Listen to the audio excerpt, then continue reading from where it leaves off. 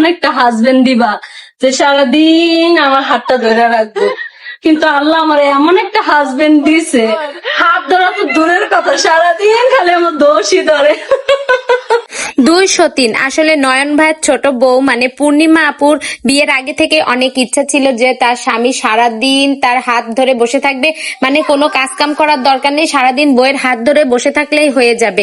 তো সেটা কিন্তু আর নয়ন ভাইয়ের ছোট বউ মানে পূর্ণিমা আপু সেটা আর হলো না, তাই তার জামাইয়ের কাছে বসে বসে সেই দুঃখটাই প্রকাশ করছে। এছাড়াও তারা কিন্তু আরো বলছে যে এই যে ভিডিওগুলো দেখতেছে রামি স্যার, এটা দেখে কিন্তু তাদের খুবই খারাপ লাগতেছে, তাদেরও খাওয়া দাওয়া ঘুম বন্ধ হয়ে গেছে। যে এই রকম যদি দিনের পর দিন হতে থাকে, মানে মানুষের জীবনের যদি কোনো নিরাপত্তাই এই দেশে না থাকে তাহলে কি হলো।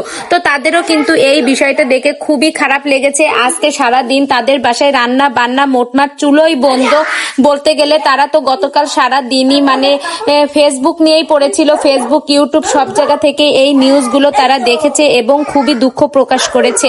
আসলে এটা এমনই একটা সংবাদ যে দুঃখ পাওয়ার মতোই খবর। এখন যদি এই দেশের আইনে সুষ্ঠু বিচার হয় তাহলে মানুষের একটু স্বস্তি আসবে, মানুষের জীবনযাত্রায় একটা স্বাচ্ছন্দ্য ফিরে আসবে, যাতে মানুষ বেঁচে থাকার একটা নিরাপত্তা পাবে। না হলে তো মানুষের জীবনের কোনো নিরাপত্তা নেই।